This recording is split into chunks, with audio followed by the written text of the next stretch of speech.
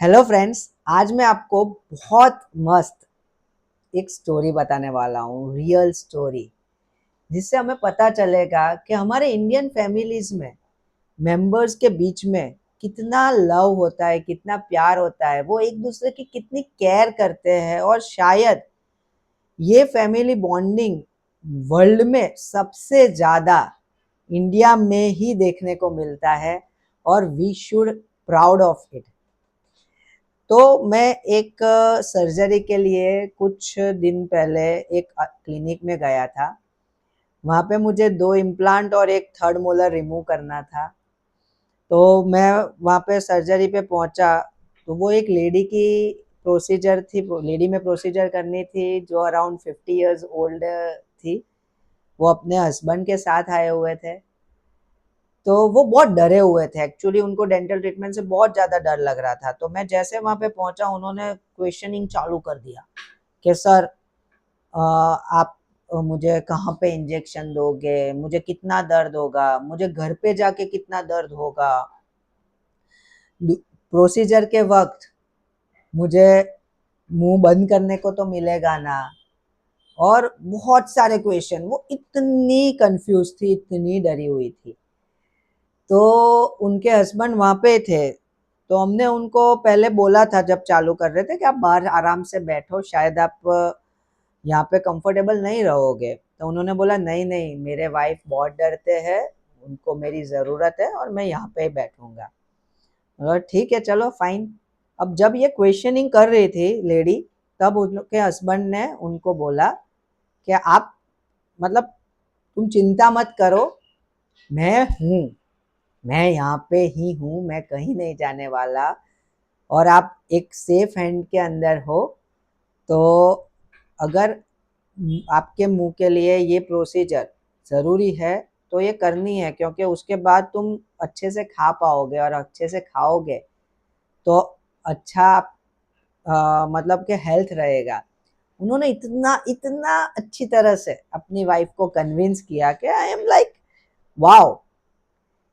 Otherwise कई बार ऐसा होता है कि okay, you are in the procedure, तो मैं बाहर बैठा हूँ, चिंता मत करो, वो तो सब हो जाएगा, लाइक। पर उन्होंने इतना प्यार से समझाया कि मुझे लगा कि फाइन। हाँ, मैं शायद इतनी अच्छी तरह से कन्विंस नहीं कर सकता, उन्होंने उनको बहुत अच्छी तरह से कन्विंस किया। ये हो गया caring of husband for his wife.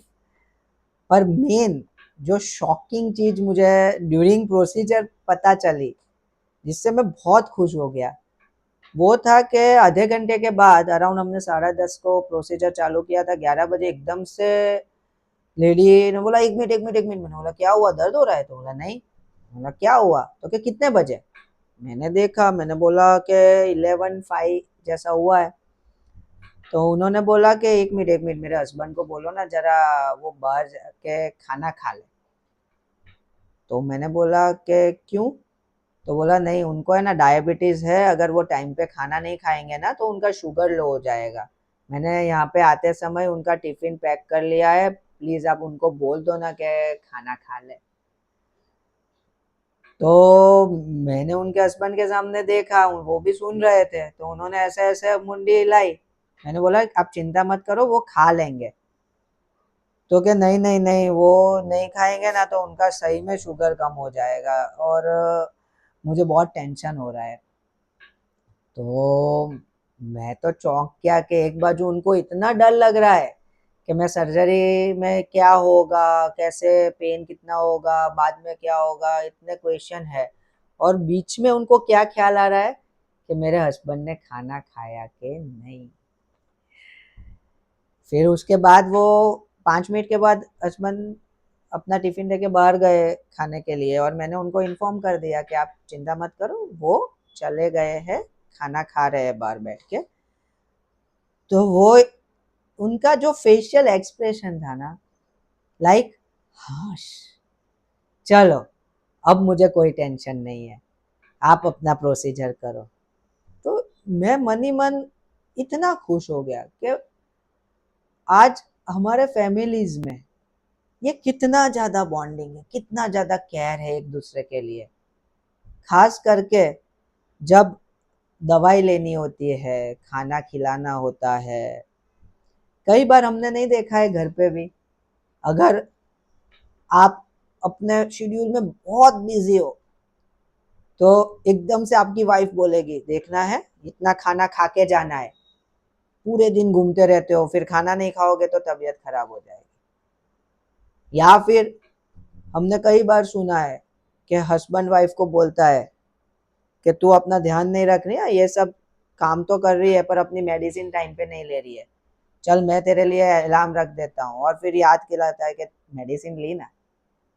तो ये छोटी छोटी बात हमारे इंडियन फैमिलीज को एक अलग करती है, यूनिक करती है, और इसी को हम लव बोलते हैं। मेरा मानना है कि मतलब ये फैमिली को मैंने देखा, आई एम सो हैप्पी कि अगर इस तरह से अगर फैमिलीज में बॉन्डिंग होना, एक दूसरे के लिए केयरिंग होना, एक दूसरे को कैसे वो अच्छे रहे उसकी वो अंदर से फीलिंग होना, तो कोई भी फैमिली में अगर कोई सैड एपिसोड आता भी है ना तो वो लॉन्ग टर्म नहीं रह सकता।